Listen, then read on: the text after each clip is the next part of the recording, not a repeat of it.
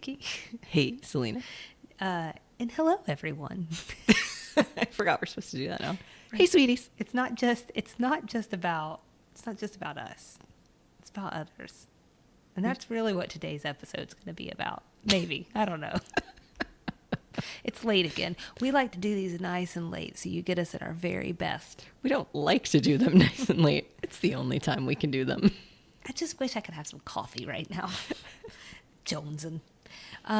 So we are here to talk about episode 20 today. But before we jump into Seams from a Marriage, I have a little something for you. What's that? Remember back on episode 10, Slumber Party? Yes. Okay. And I told you when you started to talk about Howard Hughes, I said, my aunt is going to have comments. Oh, uh-huh. The lady had some comments. Oh, no. She didn't follow instructions, I don't think, unless you got an email. I haven't gotten an email. Teresa. Come on, Aunt Teresa. Yeah, we were looking forward to your email. I know, so I could ignore it line by line. Well, instead here we're going to address it line by line. I was going to say, if you send the email, I get it, and I ignore it. If you send Selena a text, you know she's going to report back. I can't help myself. So, I know you had done a mini deep dive on Howard Hughes at the time. So she had... Apparently not deep enough. You got to get all the way for in. Aunt Teresa. You got to get all the way in. Well, she knows a lot about Howard Hughes, so she had some thoughts. She didn't she didn't have necessarily corrections for you. I think they were more like addendums. Oh, okay. I think you had said, for starters, something about for number one, something about how they couldn't find his body. Mm-hmm. Okay, so she said there are pictures of his body, and he had an autopsy. So I feel like go ahead, argue with her. Yes, Aunt Teresa. I feel like, yes, some people say that. There are lots of pictures of lots of bodies, and people still aren't sure they're really dead. So I feel I'm not saying that's real or not. I'm saying the conspiracy that I heard was that there may have been pictures of the body, but was it really his? So we've moved from we're just reporting on the facts that we read to we're just reporting on the conspiracies that we read. To be fair, we are now at episode 20. That was episode 10. We've grown since then. Well, so I was going to say I read something similar to you. Mm-hmm. Do with that what you will. Do with that what you will. So you also talked about the Kleenex boxes. Yes. He wore those as shoes. There's a whole story about it. Spend some time. Here's what she shared on that. So he had managed his OCD pretty well until his plane crashes, and that seems to be the turning point towards some of these eccentricities. Yeah. And so it wasn't just the Kleenex boxes. I can't remember if we talked about this or not, but I remember from things I've watched and read that he also kept jars of his own urine and toenail clippings. I don't think we went that far, but yes, I also read that. Just to say this is serious. Mm-hmm. So, I think also she said these crashes cause lots of burns and broken bones. So I think just generally, physically, mentally, it was a lot of scarring. Mm-hmm. Something about his dad. I assume she's telling me this because this is how he came into his money initially. He invented the diamond drill bit. Oh. Which is still used today. And so I almost went down a total rabbit hole on just this thing. And I'm going to come back to eventually we're going to do an extra sugar on bras. It feels like there will be an opportunity at some point. A show about women, by women. So he invented a type of bra. Of course he did, because men should be inventing bras. Can I just say that? That's fair. So she called it the bullet bra. When I looked it up. Is it like the Madonna? So, yes. I wish you guys could have seen the visual that went along with that. So when she's saying Madonna bra, if you don't know this, it's like the conical, conish. The pointies. The pointies. The triangles on her boobies. Like a bullet, if you will. So I've looked it up, and I guess it's also called a cantilever bra. Cantilever. Oh, boy. Oh, boy. I don't know my bras. That's just my guess. That's why. Look how pretty she said that. And then that's where you see my Southern kick in and my hooked on phonics. Cantilever. Anyways, so he made this bra for his girlfriend, Jane Russell. She hated him, broke up with him, and they never were together again. Well, so Jane Russell was very famous at the time. And apparently very famous for her pointed boobies. But anyways, this is the kicker. Apparently, he invented this bra on the basis of bridge building. Yeah. Got to get that suspension. That's all I can imagine, I guess. Oh, he used the theories behind bridge building to develop a bra. Because you got to equitably distribute the weight and the force and the gravity. You're like a bridge builder. Oh, I've built a bridge or two in my life. Haven't we all? Burned more. Something. Well, let's build bridges tonight. Let's do it. Let's build bridges and bras. You're building a bridge between me and Aunt Teresa. I feel like she could learn me a thing or two. Oh, she will. She will learn you a thing or two. He liked the ladies. He was a bit of a playboy. She specifically mentions Ginger Rogers dumped him for cheating. He was with a bunch of famous women, so I honestly don't know why she mentioned her specifically. Ginger Rogers. She's a dancer. Fred Astaire and Ginger Rogers. Beautiful. And Julia Johnson. What? Ginger Rogers, yes. I don't know. 922, guys. He was a genius who transformed the world, especially air travel. These are her words at this point. And then she's just giving you her thoughts at this point. Okay. We've moved from facts to thoughts. Sure. And he was one of the most fascinating men who ever lived and lived 1,000 lives. Well, there you go. Got real poetic there at the end. Really did. So you haven't watched The Aviator? I have not. With Leonardo DiCaprio, he plays Howard Hughes, just catching everyone up. Neither has she. She refuses to watch it because she thinks that was just, she was like, no. I tried to watch it. He did not capture the spirit of Howard Hughes. That's Aunt Teresa talking, not me. Leo, come on the show. We think you're great. Sure. Love Titanic. Hated to see you die. I also enjoyed What's Eating Gilbert Grape. Look at all this. Marvin's Room. Oh, it's beautiful. He was great on Growing Pains. Oh. I can do the deep cuts. Yeah, look at this, the filmography. So I just wanted to make sure that I was coming back and letting you know what she said. Teresa, your facts have been shared. And we appreciate you. Thank you. Thank you very much. But don't be afraid to use the email account that Nikki took so much painstaking time to set up, is what we're saying. It's there for you. It's there for your use. So would you like to talk about episode 20, Seams from a Marriage? Would I like to? Do we need to? We need to. So we'll go that route. Seams from a Marriage, our Hulu episode description is: integrity and values are tested when Sugarbakers acquires a flamboyant spendthrift couple as their latest client. This one was written by LBT and E. Jack Kaplan. Selena has notes for me here that he was a supervisory producer for 9 Designing Women episodes this season. He also wrote for Filthy Rich, an earlier show created by LBT, which also starred Delta Burke and Dixie Carter. This one was directed by Jack Shea. Selena also has a note here. She'd like to report back some facts to you guys. I'll turn it over to you, Selena. Well, you could, but I didn't put it in my notes. So in episode 19, we couldn't remember where we knew Jack Shea from. I was thinking maybe he had directed also Golden Girls or Gilmore Girls. So we were just sort of pontificating about it. Selena does her homework and reported back that he was known for directing Designing Women and The Jeffersons, but he also directed episodes of Growing Pains, another favorite of mine, and Sister Sister, also a favorite of mine. So it wasn't Gilmore Girls or Golden Girls. That was Matthew Diamond. You say that he directed Oh, Susanna, episode 18. Well, I don't. Internet Movie Database does. So it had been the span of one episode in which I forgot who Jack Shea was and what he had directed. So sorry about that. I think it's just fine. So thanks for reporting back on that. So there we are. Here we go.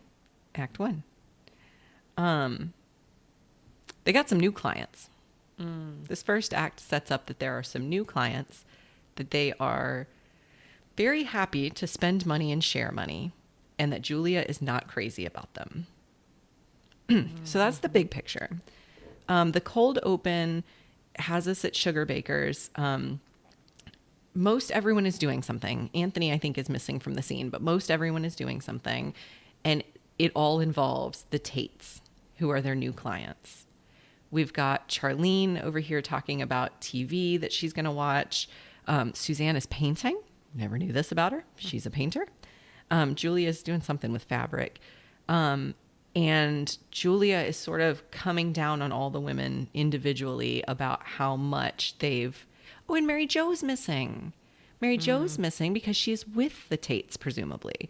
Julia is kind of giving everyone a once-over because they have all become enthralled with these new wealthy clients of theirs. And Mary Jo's spending forever with them. She's spending whole nights with them. Charlene is on the phone with Sissy Tate all the time. The only one who has not lost their mind is Anthony. And he's the one that stands to gain the most from having wealthy friends, right? Yeah. Julia's words, not mine. I mean, I'll take some wealthy friends. So she says Anthony's the only one that does his job and comes home. And then Anthony comes home. And he's wearing a new cowboy hat. The biggest cowboy hat I've ever seen. It's like a 20-gallon hat. They're 10 gallons, though, right? Not his. No, there's no way. It is definitely, is it Yosemite Sam? It's definitely his hat. It's like a 50-gallon hat. I don't know. It's quite big. It is. So he comes home with a story behind it. Here's our plug for Extra Sugar this week. His story and a reference that he makes in the story becomes our Extra Sugar this week. We're going to dive into a potential reference there. So hang around for that. Suffice it to say, he has a kind of a cute story about how he came to have this hat.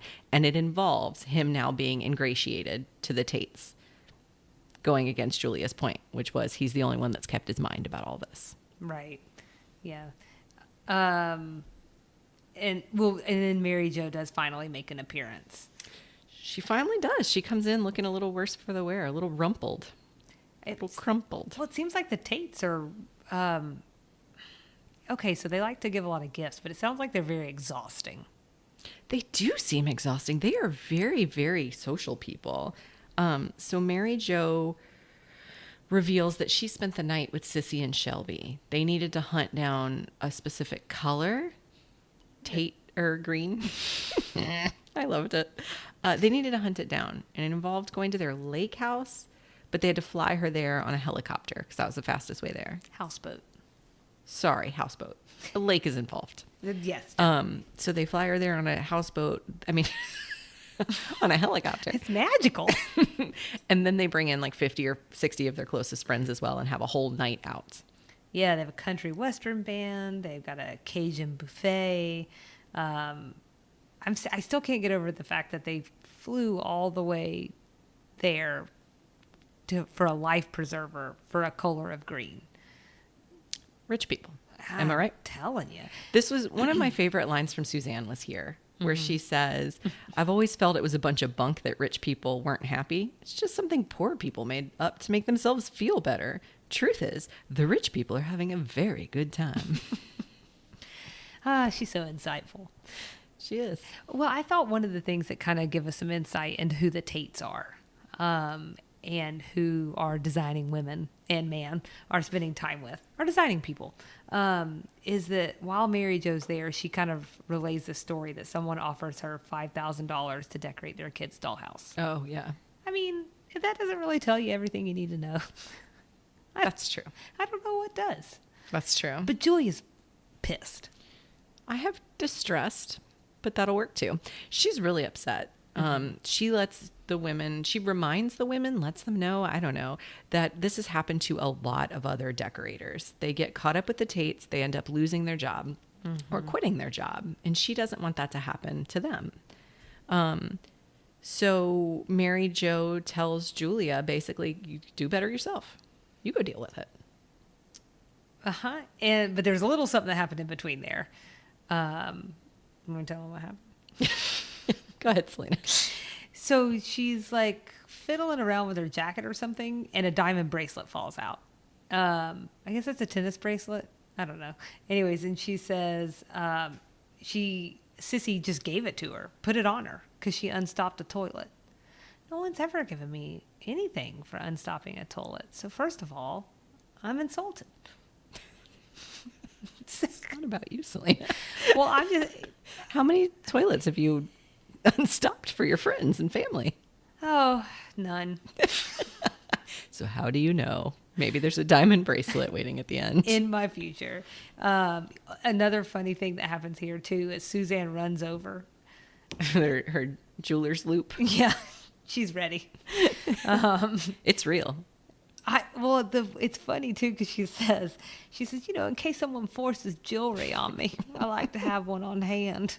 It's probably happened to her a time or two. I believe that's probably the case. She's very attractive. I don't know if you know that or not.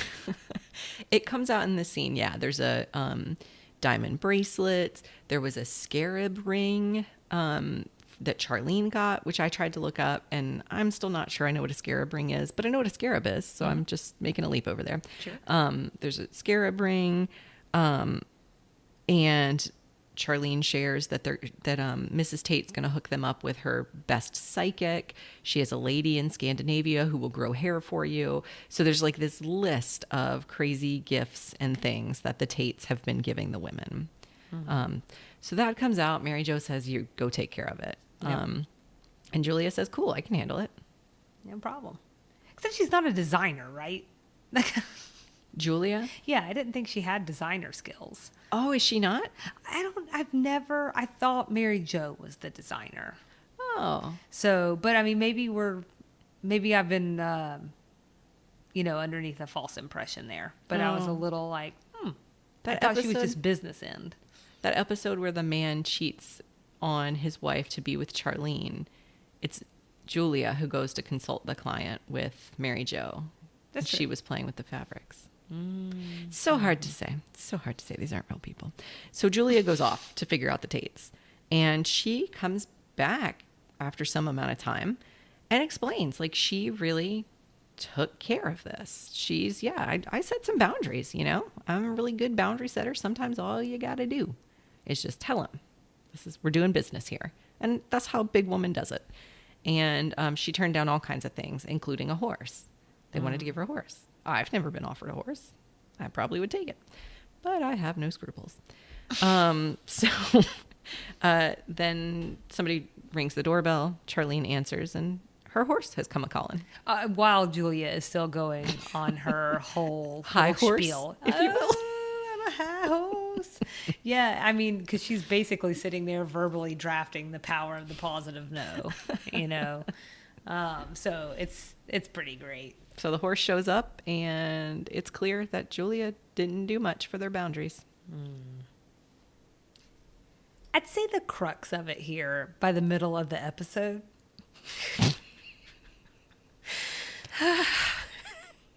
What's that, Selena? Well, Nikki is doing like Shooter McGavin guns at me. I don't know why. You're distracting me. Sorry. You can start over. No, it's wonderful. Keep it in. They'll love it. So, by the middle of this episode, I'd say our designing women find themselves pretty much completely caught up in what is basically the Tates' very dysfunctional marriage. Mm-hmm. So there is actually a cut scene here. It's not a whole scene, but just a very brief part between Charlene and Suzanne. Did you notice this one? No, I didn't. They're talking about Suzanne's beautiful artwork. And I don't even know if you remember what the artwork looks like. I can tell you, it looks like a police composite of prostertutes. It's just not appropriate. That's what Julia said. Yeah. I didn't say that. All right. That's not Nikki.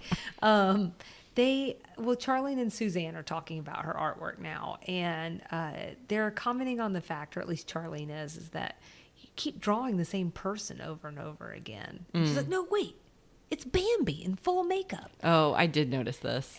So that part was, I was like, okay, I could, again, good cut. Hulu, I guess. But importantly, we also learned that Sissy was planning to hold an exhibit for Suzanne's work. Mm-hmm. So I think it's just important to kind of keep in our minds, like, all the different ways that the Tates are buying them. Right.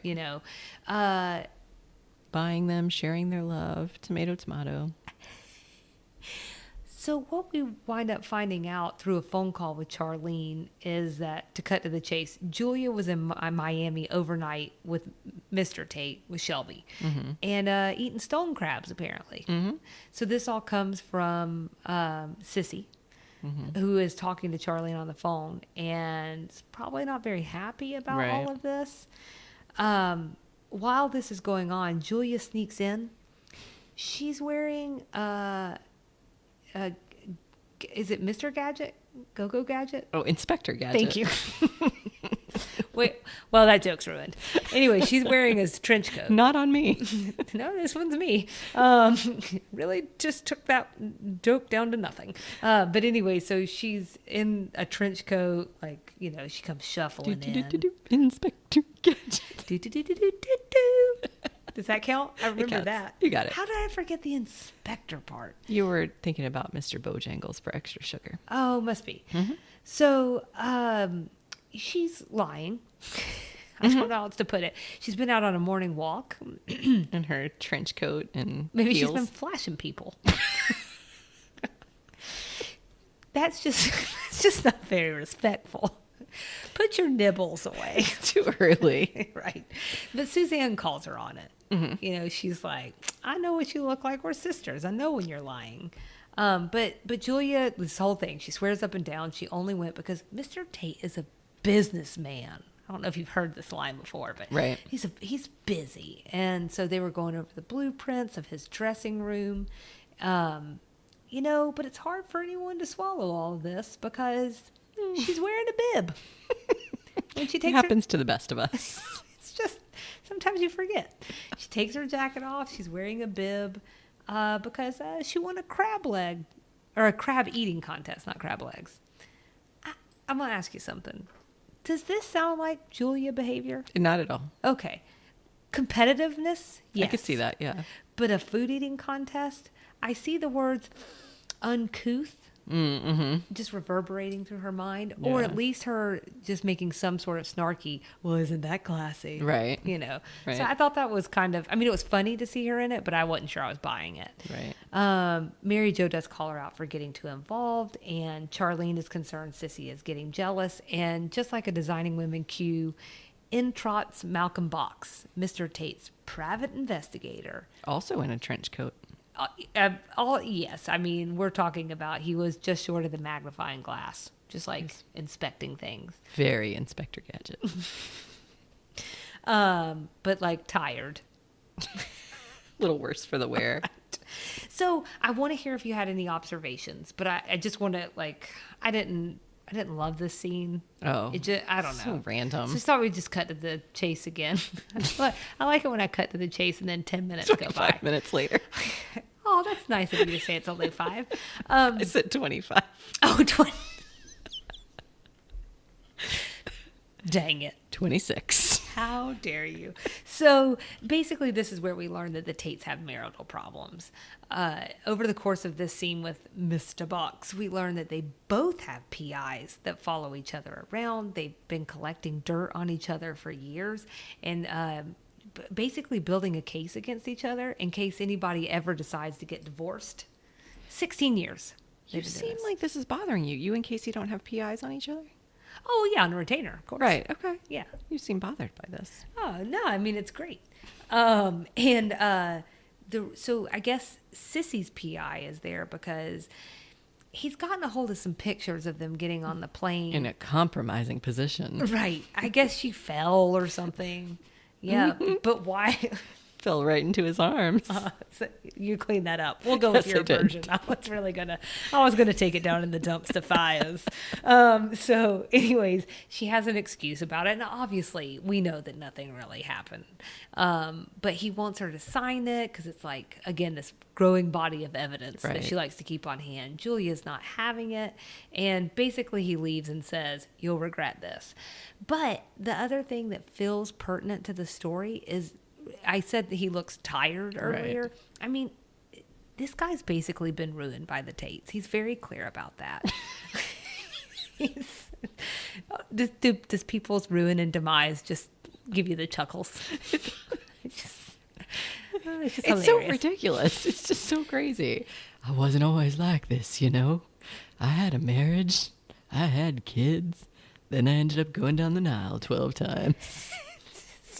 Yeah. So ridiculous. Yeah, all the, I don't mean this in a mean way, but yes, all the dialogue is ridiculous. But in terms of like, he did lose his clients, his wife and his kids. I mean, the Tates, they have bad news. I mean, I think that's what we're really getting here. Once he leaves, we have something happen that tell me if I'm wrong here. Maybe I'm misremembering, but I don't think we've ever seen what we see next. And that's basically that they all turn on each other. No, I think we've had individual women turn on one another, but not the whole clan. And so I wrote down just a couple of the ways, because it really is very like, it's almost like dominoes. So Suzanne points to Julia for her overnight trip with Shelby alone. Julia points the finger at everyone else for accepting the trips and gifts in the first place. Mary Jo and Suzanne insinuate Julia has kept the horse. You know, that same old bit.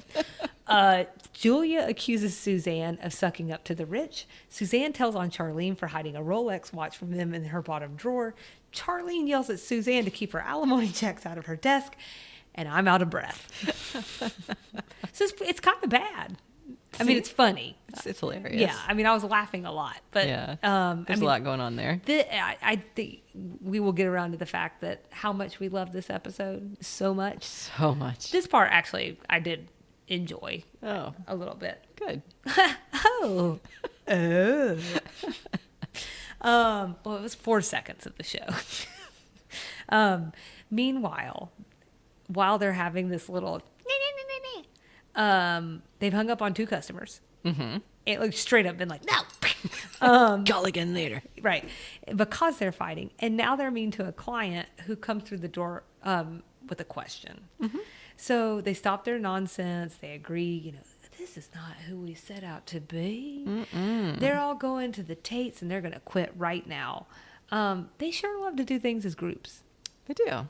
Prostitute interventions, quitting clients, you know, slumber part. We're doing everything together in lockstep. So this one I actually think makes sense more so than some of the other ones. Well, yeah, because they've all had an individual relationship with the Tates. That, but also they've all proven that they're not good at it. Oh, right. So maybe their need the forces support. combined. So our powers combined, we'll quit the Tates. Yeah, we'll say Or no. something like that. Yeah. You can't quit me. I don't know. Something. Anyways, the scene ends with them thanking the woman who brought them to their senses, you know, and Julia turns to her. Joan Q. Public, how can we serve you? Dude, she just needs the bathroom. Also, Joan Q. Public. I thought that was pretty rude. If I had been that lady, I would have turned to her and been like, I'm sorry, who are you, the Queen of England? I just did not care for that. God, you got so much sass. I'd be like, yes, can I use your potty, please? I've been listening to you fight for 10 minutes. Just need to pee. Just full of sass. She could have just squatted. She was like 112. I feel like she would have had a very good excuse. And that pretty much takes us out of that scene. So in this scene, Selena, we finally meet the Tates. I didn't know we were going to. Oh. I thought they were going to do that thing. Oh. Like Consuela. Oh. Yeah, I thought maybe we were never going to see them. So for me, at least the fact that they decided to introduce them was like a teensy bright spot. Yeah. So we're meeting them. The scene opens and we're in the Tates, like, it's like a den. There's like things on the wall. He calls it his man room or something. Gun room. Gun room. Man room, gun room. Same. There's like animals on the wall and whatnot. But they're trying really hard to keep the women on staff. Okay. I'm going to skip over my question of like, are these women on retainer? Because then they mention a very brief project. It's just a couple more weeks. But what are they? But they don't have a discrete project they're working on. No, we've heard something different every time. Yeah, it's weird. Yeah, Mary Jo, the whole thing with the life preserver and that green color. Right. Master bedroom. When Julia goes, she is showing the blueprints for the dressing room. Right. So it sounds like there's a lot of bouncing around. So yeah, I don't know why it would just be a few more weeks. Not to take us down a rabbit hole, because we have things to cover. The Tates are trying to keep them. Sissy Tate goes through all the reasons she loves the women, and she loves the phone conversations with you. You look like you have things to say. No. I'm good. She loves the phone conversations with Charlene. Mary Jo is so agreeable, and beige is a great color, unless you don't like beige, in which case, beige is kind of boring. Let's go a different route. So she has something she loves about each one of the women. Was there anything in that section that stood out to you? Yeah. They seem like compliments, but they're like slapliments. She is calling Mary Jo spineless. She basically accuses Suzanne of having fake breasts. Oh, I didn't read any of that way at all. Except Mary Jo's. Well, there's a reason I think I did, but and I'll say that in a second. Also, it is not a big deal to have fake breasts, so I just want to make that clear. But the way that she did it was like an insulting way. That is so crazy to me, because I'm watching it thinking it was totally a compliment. I don't think so. With breasts, I'm still not convinced are not made of silicone. Oh, you're blowing my mind. I think that she may not even realize what she does. Oh. But when you think about two people who have PIs on each other all the time, I don't think we're dealing with people who are super genuine. I kind of interpreted the thing with Charlene as she was saying, you talk a lot. Like, because she was like, somebody even talks more than I do. Oh. Hers was the least bad. We were watching it's the Charlene with Mary Jo's dad in a bar all over again. We are watching two different shows right now. Or are we just presenting two different options? That's true. For everyone to hear. That's true. So, and then she basically calls Julia a bee. What did she say about Julia? She says it's presented as nice, but I think I'd have to pull up the script. I can't do that on the fly. Let me tell you why I think all this feels like slapliments to me. It's also because of what Shelby does right before she does this. Mm-hmm. He says something that's nice. He says money's just paper. You trade it in for the things you want. But if you can't spend it on people you like, what's the point in keeping it around? Then he proceeds to take a bunch of cash out of his wallet and he throws it at the women. So I just think that these are people who are used to getting their way. They're used to buying people. Mm-hmm. And I don't know. I don't see them as trustworthy, and I think that is why I very much so interpreted these things that are put on as a compliment to have a little bit of a double meaning. I get that. You took it real deep on me. Sorry. She says that Julia is unintimidatable. It's the same soul, just a different package. And there's something in the different package. Interesting. Mm-hmm. And you have to remember, this is the woman who went on a plane with her husband overnight. Right. And she doesn't know what happened with them. And I wasn't sure. I was like, is the package better? Is the package worse? What's going on there? It was left open to interpretation. One might say I might have examined it a little closely. It's the job. It's this job we're getting paid for. The millions. Just raking it in. So, but this worked on Julia. Yeah. Yeah, I guess so. The women all sort of agree that they'll stay on a couple more weeks and finish the project out, because that's all it's going to take to redecorate every room in this couple's entire life. Just a couple weeks. But things go sideways. Only a little bit. They start to pull out guns. Well, it starts with Sissy saying they're going to start right there in the gun room. Right there in the gun room. You got to redecorate that gun room. And Shelby's like, we're not starting here. And Sissy says, no, this beautiful vase that's in here, I want to decorate the whole room around this vase. And he tells her, no, there's vases all over the house. You can decorate whole other rooms around that vase. So he goes and grabs his gun and shoots the vase. So now you got nothing to decorate around. He'll fight to keep it. That's what he says. And she goes to get her gun. And she shoots like a moose head off the wall or something. Right, an already dead animal. There was a missing line there where she said something about being creeped out by all those animals. Oh, okay, good. So agreed. But why are you gonna shoot him and while he's down? It's not the animal's fault. So Then he shoots something else. what else? Some kind of random tchotchke of hers. Oh, And right around that time, because it's like exploding. yeah, the shrapnel's flying. Right. Things are happening. The women make their run for it. They do. They say they're out. They're going to make an emergency exit or something, and they run for the door. So they flash back to Sugar Bakers. The door opens. It's dark. You only see their silhouettes, and they're having a conversation where they're saying like, talking about their integrity and how they're going to be these upstanding people, blah, blah, blah, all these really nice words. Then they flip the lights on and they're all standing there in furs. Even Anthony with his 35-gallon hat. Every time it's just going to be more gallons.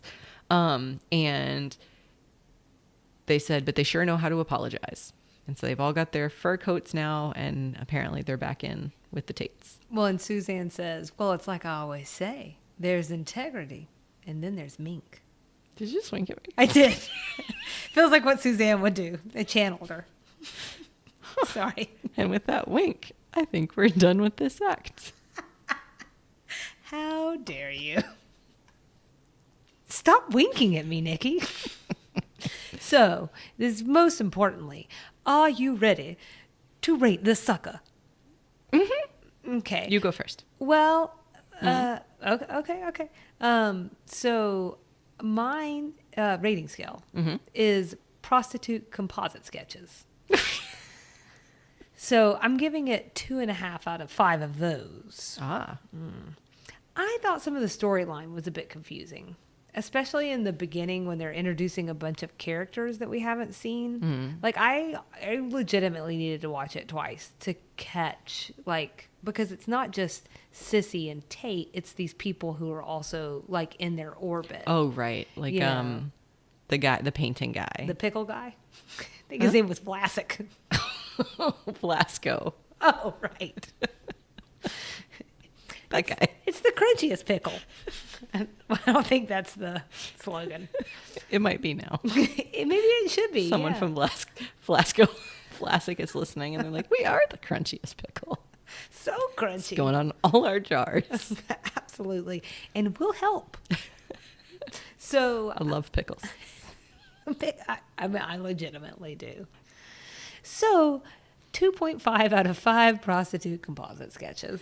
So in addition to it being like just difficult to follow along in the beginning about who these people were, by the end we sort of walked up to that line of absurdity, and then we kind of smacked it on the butt.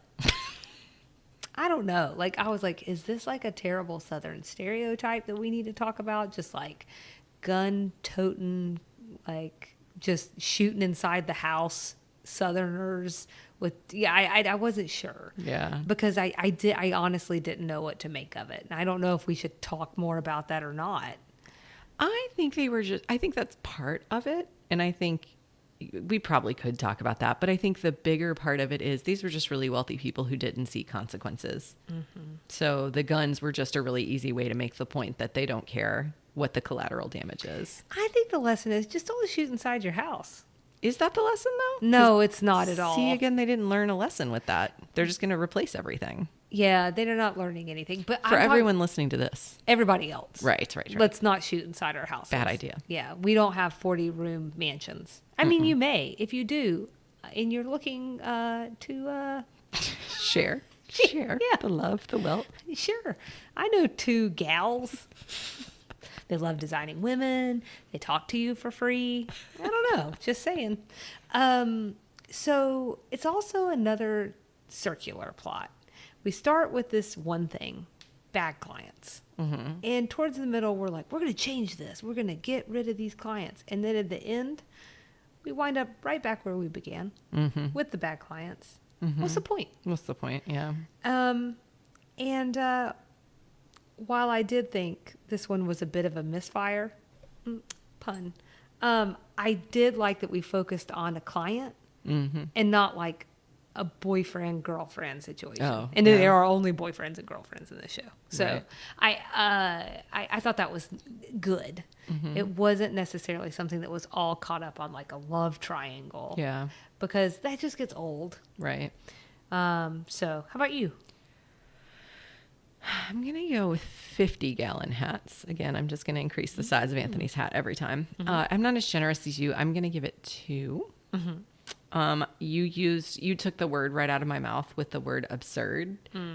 I feel like we've talked so much about this very wealthy group, social group that Suzanne and even Julia a little bit seem to run with. And we've talked a lot about that. And so I feel like I could have gone for a plot line about old Southern money, some snottiness, dig into some of the social stereotypes that go with things. Like, I feel like that would have made kind of a cool plot line versus this like absurdly wealthy couple with minimal class and minimal standards. It just was a little boring to me. I feel I'm totally on board with you at the beginning. I was like, wait, who is Velasco? What are we talking about? And like you said, it took me till that third watch, honestly, before I realized like, oh, this is a friend of the Tates. I get it now. I did think all of the various scenarios they found themselves in were really funny. Like Julia ending up on a plane going to Miami with him after her like soapbox about the Tates and how strong she could be with them. I thought that was actually really funny and sort of humanizing for Julia. And this reminder that like she's all high and mighty about things, but she doesn't really fix things the way she thinks she does. So those were redeeming points. Anthony's brief appearance was very cute. I thought the ending where they had the coats on, to your point, it's a circular plot or whatever, but it was cute the way they played it, that as much integrity as they have, they can still be bought a little bit with a nice fur. So it's kind of funny. But this was an episode that I'm not sorry to say goodbye to. I do think the reveal was nice. Yeah, it was clever. It was. So that part, I like. They hadn't done something like that I recall. No, especially with like the lights off and everything. Yeah, I don't know. It felt like not just different for the show, but maybe even different for the time. A bold choice, if you will. It was a bold choice. Okay, I kind of threw in here something that's a little different. Oh no. A list of all the gifts or offers of gifts. Oh, okay. So, Anthony's hat. Buying 18 of Suzanne's paintings. It was 18, I think. Don't remember how I found that out. I think I had to go look in the script. The diamond bracelet and matching diamond earrings. An overnight trip to the houseboat with a helicopter ride. And a buffet. I was going to say, and the buffet and country music band. Scarab ring. Session for everyone with a psychic. Connect them with peasant women in Scandinavia who will grow hair for them. Interesting. Julia's horse. Still unconfirmed whether or not said horse is with Julia. Yeah. There was an offer to take Julia to New Orleans for dinner. That was something she turned down before she got her horse. Then she goes on to the trip to Miami, and we know of at least one dinner. So there's a Rolex. With all she could eat crab legs. That's right. It's a lot. Perfume. The perfume gets mentioned in a cut line in the last act. Oh, okay. It was too much. Okay. I did do like a mini deep dive, but it's just not worth it. Got it. So there was perfume. Mustang convertible. Oh, right. Was offered to Charlene. And then giving Charlene's number to Waylon Jennings. Oh, feels like a gift of sorts. So that's a lot of stuff to happen over the course of one episode. And it's telling me I don't have rich enough friends. I'll work on it. Did you have anything that was in a combination category for 80s Southern or unknown references? I have no combinations. Okay, me neither. Perfect. The end. 80s things? The only thing I had to mention here was that Mustang. She specifically asked if it was an automatic versus a stick shift, which would have been a question you would have asked in the 80s, but you might not think to ask now. Yeah. Charlene looking in the newspaper to find out what's on TV that week. Oh, gosh. I meant to write that one down. You didn't have to. Perfect.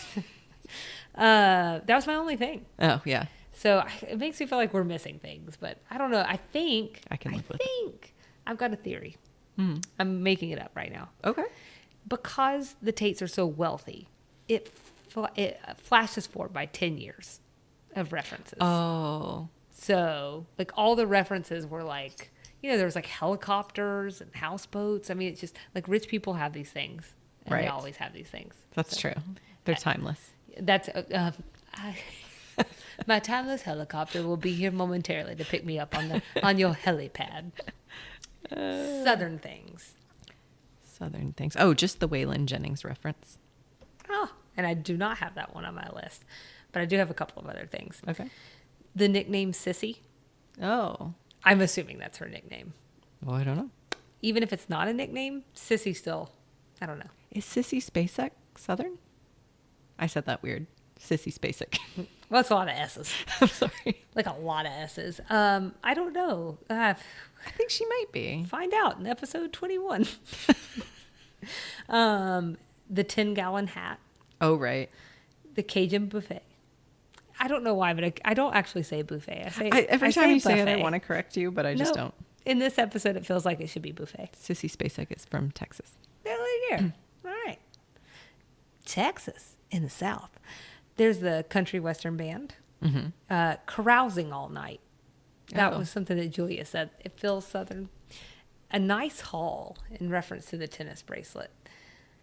Feels Southern to me. Always looking for those blasted checks. Mm. Also feels Southern. Arguing about a bunch of stuff that doesn't amount to a hill of beans. You know what? Actually, I thought I had that written down. I meant to. Yeah, definitely. The other ones, I'm like, feels Southern. That is a Southern thing. I started to look into it, and I didn't find an obvious link to the South. I did. Southern Okay. Living said it was. Okay. So I just went with what they said. Okay. And just randomly doing something else, I ran across that. That might have been one of those examples where I was like, this research seems harder than it's worth. That's my commitment to the people. Well, I was doing something else when I ran across that Southern Living article. So, gun rooms. I don't know. Oh. Because it also puts me in the mind of, it is a rich people thing too, right? You got a room. I imagine just Queen things. Elizabeth has a gun room in her Balmoral estate. Most definitely. And I'm thinking about the Biltmore as well. That's in the South. The Queen's Castle is in the South. Sure. All these things. Sure. References you had to look up. Dog Day Afternoon, the movie that Charlene mentions at the beginning of the episode that she was looking forward to watching on TV. I won't say too much about it except that it was a movie about a 1972 robbery and hostage situation of a Chase Manhattan branch in Brooklyn. A real story. A true story. Yep. It's a true story. And the part about the robbery being motivated by a gender reassignment surgery is at least partially true. It may not have been the sole motivation of the robbery, though. So, true story. I think that movie might have won an Oscar. It did. Best Okay. screenplay. Okay. I also had to look up Pia Zadora, who is the same. person that she says Sissy's psychic convinced to quit the films or something. I don't know.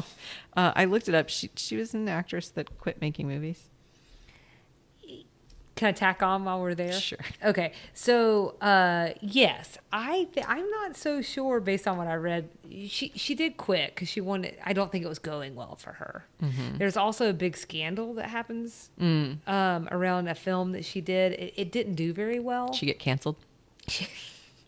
No, but she switched to singing after this movie, or after not so great a run in a few different movies. But there was one where she received national attention because it was thought that her husband basically bought her a Golden Globe win.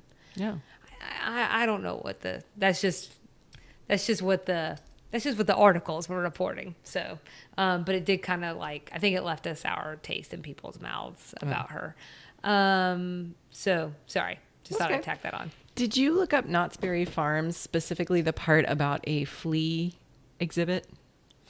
I looked up Knott's Berry Farm, but not the flea exhibit. Is it true? Well, I knew what Knott's Berry Farms was.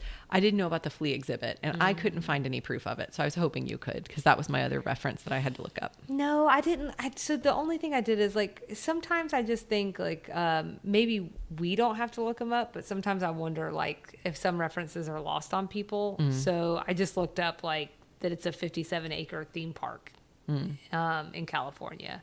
My dad loves Knott's Berry Farm, so. But yeah, no, I don't have anything. I have nothing about the fleas. Well, that was my last unknown reference. Okay. I looked up, I mentioned this before we closed out our last episode review, which was Seams, SEAMS, of a Marriage is what this is called. Right.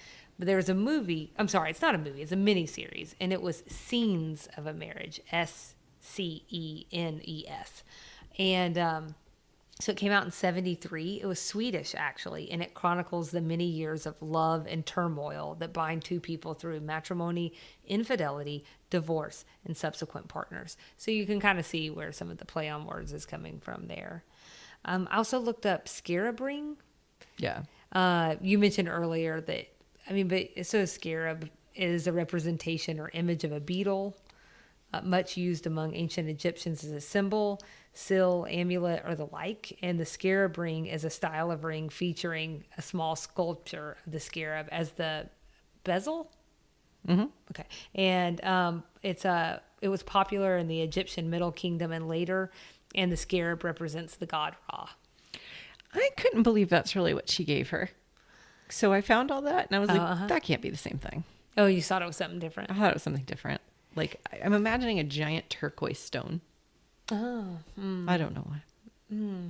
Was that before or after you saw what she looked like? I'm wondering if that had influence on it. It was before I saw her. I could see somebody getting all jazzy about something like that has everything. Why wouldn't they have something from the Egyptian period too? But it just was dropped so casually in conversation. And the fact that you just had to define that so specifically. And Charlene was like, you got a diamond bracelet? I got a scarab ring. It was just odd to me that everybody like, oh, yes, indeed. A beetle bezel from the Egyptian period. I have full right here. Okay. I take that. Well, that was all of my That's it. references. Yeah.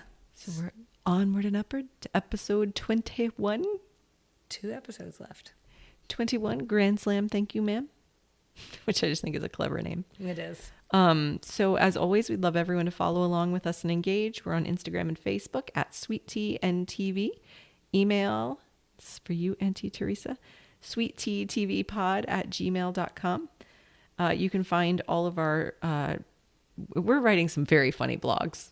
We have some very funny blog posts to accompany each one of these episodes, and you can find them on our website along with our references. They're 3 sentences, people. They're not super long. I'm getting indignant that more people aren't looking at our website. It's www.sweetteatv.com. And if we can't talk you into following along, by cracky, we're going to berate you into it. Yes, indeed. That's where you can find all of our references. And this week, I mentioned really early in the episode that this week's Extra Sugar is going to dig into an Anthony reference. And Selena has put together a really nice piece about the achievements of the iconic and sometimes controversial entertainer Bill Bojangles Robinson, Mr. Bojangles. And so when you go to our www.sweetteatv.com, you will find all of the references for that Extra Sugar along with all of our previous episodes. You know what that means? What's it mean, Selena? Well, see you around the bend. Bye.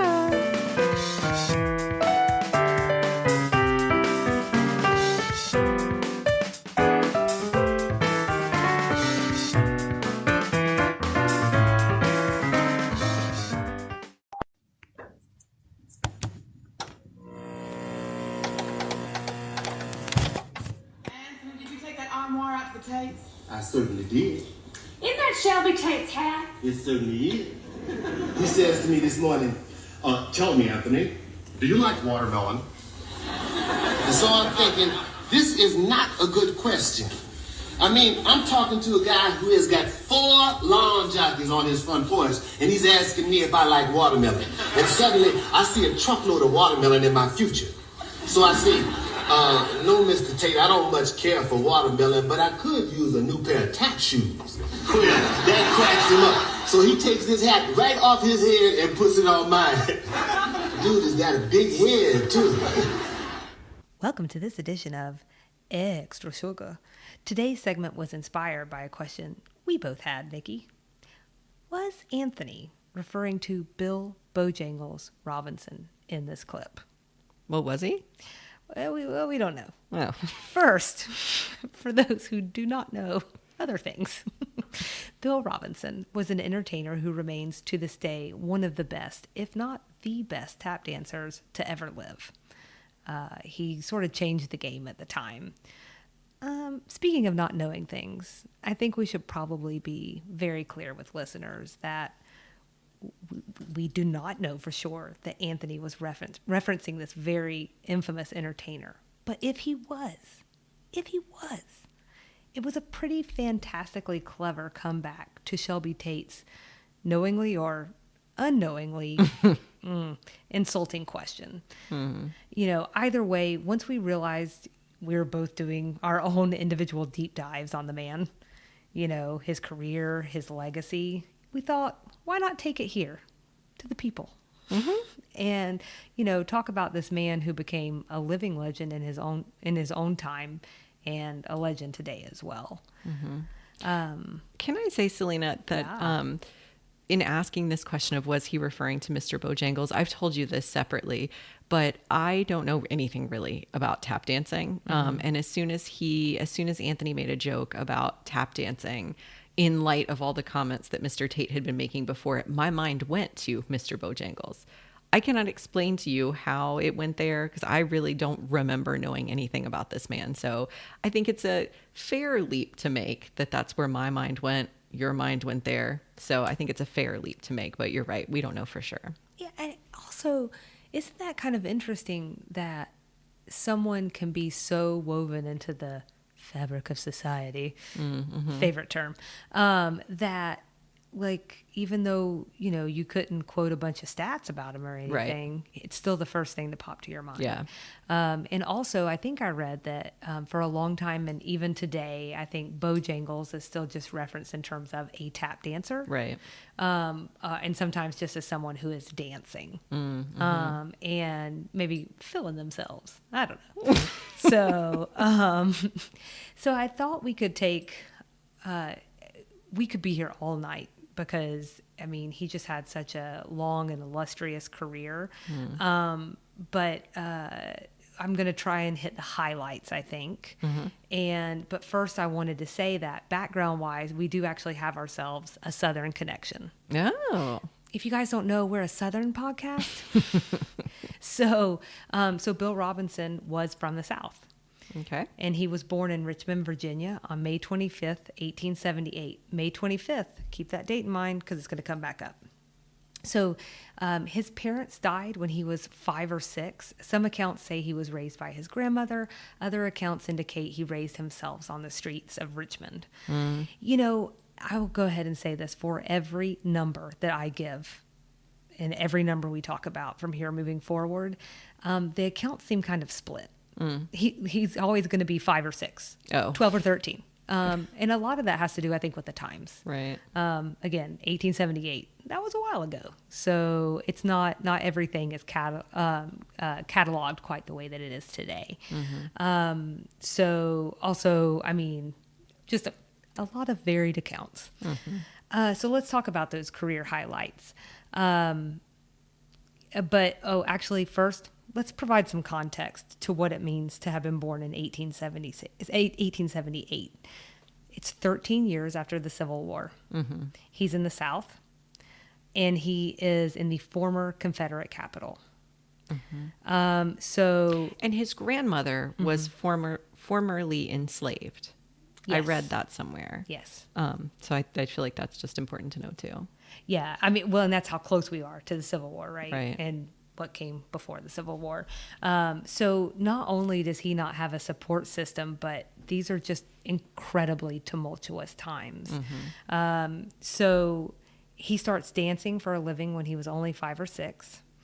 And he's doing it for money, and he's picking up on, I think they said there was people who used to come through before like a big show or something, and they would dance in the streets. And he started mimicking them and picking up some of their moves. And that was kind of the start of it.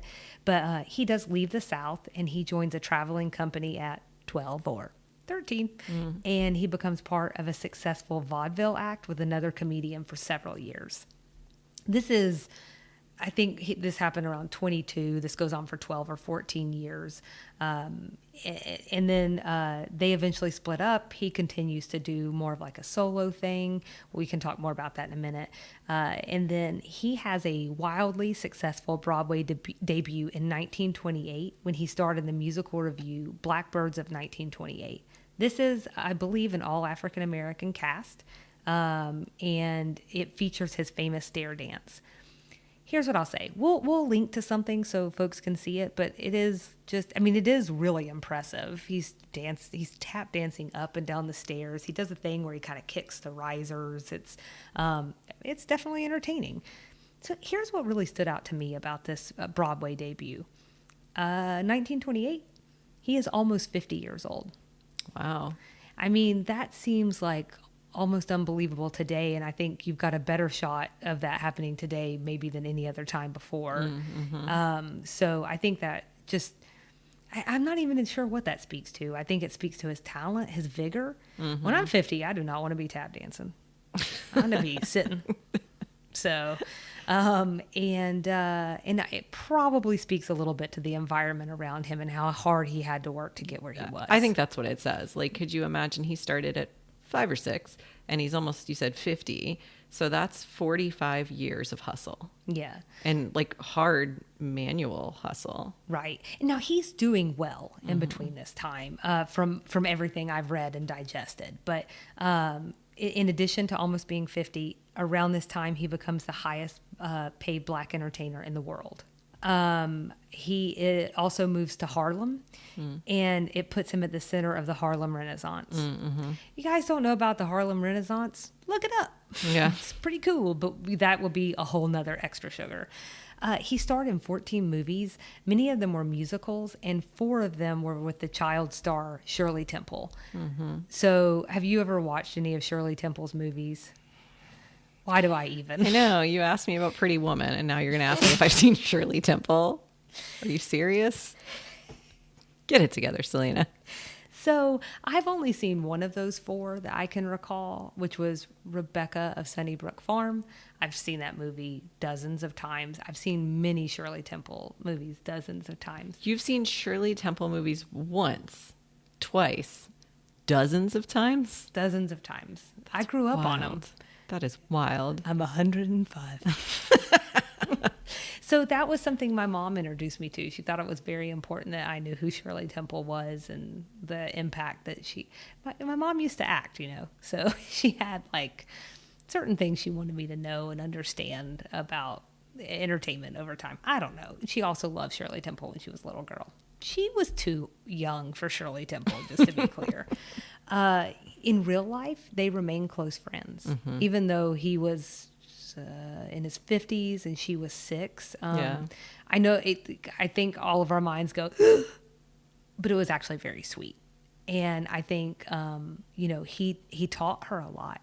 And I ran across a bunch of accounts where she basically said it was nice to have someone who didn't treat me like a baby, but treated me like a person. That's nice. And I'm sure she spent a lot of time feeling like a commodity herself. Yeah. I mean, one thing that they definitely held in common was when Hollywood was done with them, they were done. They kicked him right to the curb, both of them. Yeah. So while he was incredibly famous, even in those times, he wasn't able to break out of these stereotypical roles that were written for African-American actors at the time. So when I say stereotypical, I mean like Gentile servants tended to glamorize situations that were far from glamorous. It made things seem okay when things weren't really okay. Mm-hmm. But he never stopped moving, even after his time in Hollywood. He never stopped dancing, and he continued to work, including a very successful return to stage in 1939 in The Hot Mikado. This is where, have you seen that, Nikki? Yes, in fact, I have. But this was, I mean, it did really well. I think it actually premiered at the New York's World Fair that year. So the World's Fair at that time was just like the biggest event. So he also continued to work a ton of charity events. Mm-hmm. He was a very, very giving man. Yeah. He died in 1949 at the age of 71. It's not long after suffering a massive heart attack, and he died penniless. Yeah, man. So you ran across that as well. I feel like that's like the first thing you read about him almost. Yeah, it's one of the first for sure. And it's a tragic ending for anyone who's been that successful in their life. But the flip of it is one of the big reasons he was penniless is because he was so philanthropic and because he was so giving that he continually donated what he had to better Black lives. Yes. And so that is a big part of it. I do want to say he also had a penchant for gambling. Well, yeah. So everybody in the 30s and 40s had a penchant for gambling. Did they? But I do think that what is foremost attributed to him losing a lot of his money were the charities, to your point. So I don't want to take that away. I also just don't want to come off like being disingenuous. So it was the largest funeral in New York City's history. Here's one of those number things again. There is reportedly anywhere from 100,000 to more than 1 million people. Either way, it's still the largest one in New York at the time. It was a large funeral. Yes. People came from all over the world, and friends and colleagues actually raised money for the funeral. Ed Sullivan coordinated the ceremony. That's crazy. Yeah. Oh, but you know Ed? It's Ed.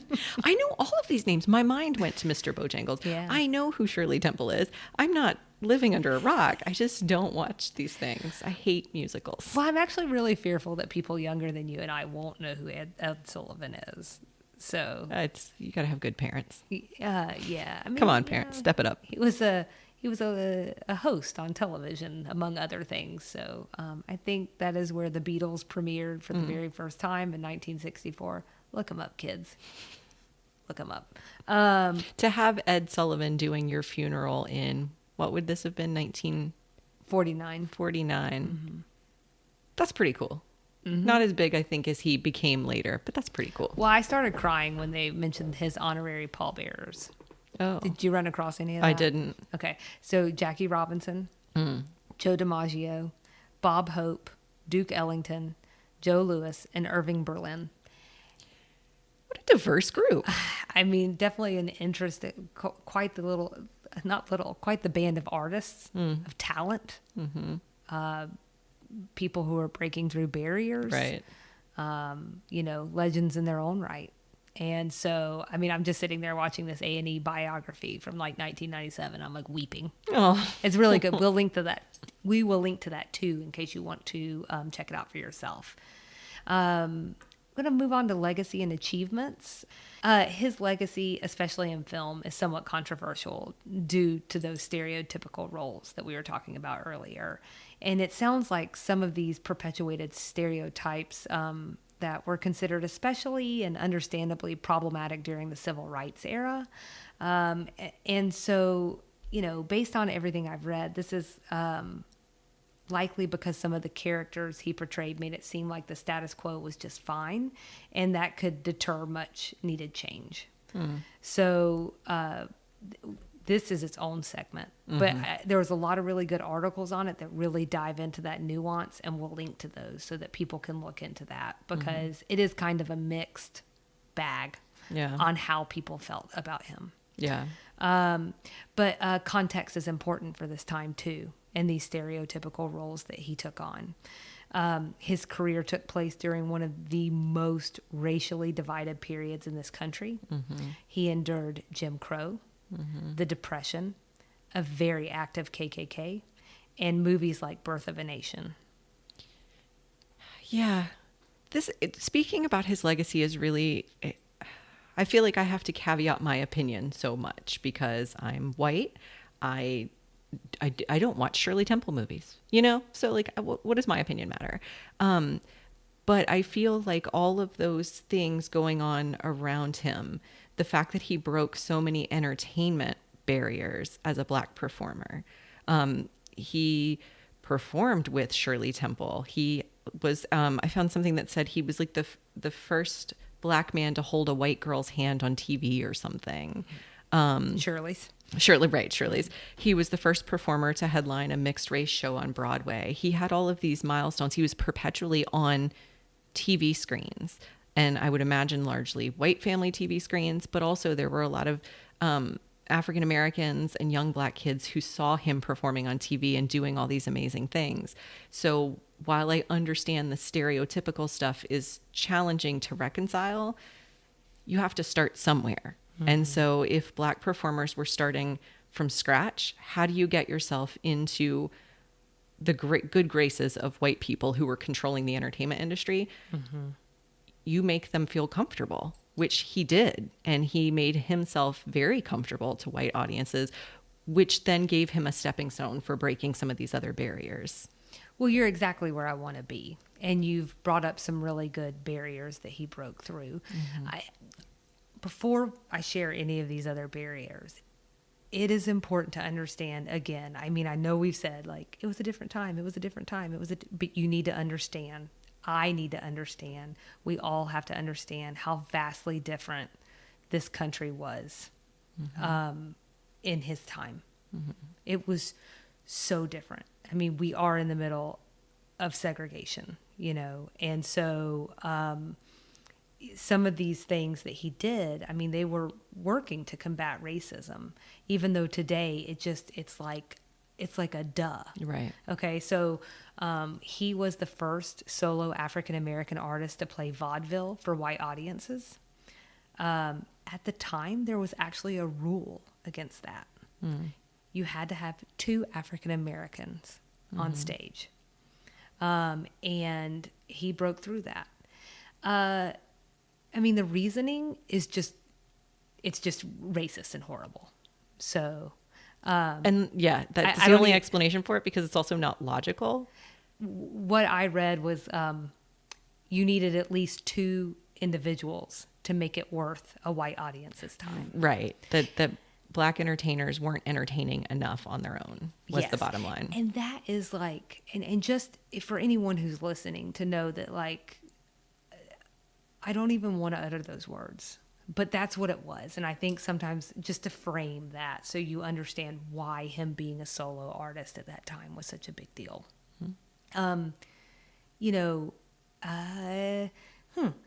Blackface, not just for white artists at the time or entertainers. This was new to me, actually. I did not realize that African Americans were also wearing blackface at the time. He did not do that. So that was that was an important barrier that he was able to break through. He danced with white actors. You mentioned the hand holding. He and Shirley Temple were the first interracial couple to dance on screen. Again, I know that may not sound like much today, but then it was considered highly taboo. So here's some stuff that happened off the screen. With the help of his second wife, he founded the Negro Actors Guild of America, which advocated for the rights of African American performers. His generosity to fellow Harlem residents, especially during the Depression, is also said to be legendary. Again, going back to that charity work. A lot of this stemmed from wanting to protect others from what he endured on the streets as a child. He was endlessly doing performances for charity. I think I read somewhere that he did more than 300 shows just in his final years. That's amazing. He was also declared the honorary mayor of Harlem for all he did for the city. That's cool. In 1936, he co-founded the New York Black Yankees team that was based in Harlem, and the team was a part of the Negro National League until 1948, when Major League Baseball first integrated racially. And not insubstantial, he had an ability to run backwards. This is more just like fun facts, guys. Now, this was really interesting because this is another point that was sort of all over the map, but this is the one that I read the most amount of time. So we're just going to do, statistically speaking, this is the one that's accurate. It said that he set a world's record of 8.2 seconds for the 75-yard backward dash. You've given me a new mission in life. To see if that's true or to do it yourself? To do it myself. Oh, okay. I don't care if it's true. Oh, okay. What are facts? Honestly. He celebrated his 61st birthday publicly by dancing down 61 blocks of Broadway. I did read that one. 61. That's a lot of blocks. Oh my goodness. I would probably pass out trying to do that right now. And it sounds like we do have one talent in common that I'm pretty excited about. It's not dancing. It's not singing, nor acting. But he reportedly was able to consume ice cream by the quart. Me too, Bo. Me too. And finally, I said that the May 25th day, his birthday, would come back around. As part of his enduring legacy, in 1989, a joint congressional resolution established National Tap Dance Day on May 25th, which is his birthday. So that's cool. Yeah. You know, we've talked before about how you sometimes have to look back to understand where we are now. And I think that's one of the things that made this something that, even though we're not sure about the reference, right, it's worth digging into. You got it. And, you know, no one is saying, again, it's like we've said with things on designing women that we've seen and we're like, oh, I've got a headache now. We still have more work to do in the world. Right. To make this world a better place, to make it better for the people who live here. Soup to nuts. But, you know, man, looking at Bill Robinson and what he achieved in spite of the messed up world around him, it makes me feel hopeful. Yeah. And it's really an important reminder of how detrimental stereotypes can be and how much we owe the people who kick the doors in so that others can walk through. Mm-hmm. And so that just makes me happy that occasionally we get the chance to look at things that happen in, you know, stereotypes of women or Southerners or whatever it is, voodoo we've done in the past, whatever we're seeing on Designing Women, and we get a chance to go, wait, but look over here at this other stuff. Right. You don't have the full story. Right. So. Can I tell one cool story about him? Oh my goodness, please. So one of the stories I read, again, accounts were mixed, but as the legend has it, he was in a restaurant one time eating dinner and a white patron complained that he was being served in the same restaurant at the same time as them, some such nonsense. And the server or the manager came over and said, "We're going to need you to leave. This white patron is complaining." And he said, "Can I borrow $5?" And they were like, "Yeah, sure, why?" So they hand him a $5 bill. He takes a couple fives out of his wallet, mixes them up together, holds them out and says, "Now tell me which one belongs to a black man." And of course they couldn't because there is no difference. And they let him stay. And he ended up having dinner that night. And I feel like that's some big Julia Sugarbaker energy to take someone who's coming at you inappropriately and put them in their place pretty quickly. And I think, again, we've talked a lot in this segment about context and about the time he was living in. That takes guts to do that and to stand up against racism in that way. And I think it's a mixed legacy like we've talked about, but that tells me a lot about who he was and what he stood for. It's a good story. Thank I you liked for it. sharing that. Sure. All right. Well, everybody, thank you for tuning in to this week's Extra Sugar.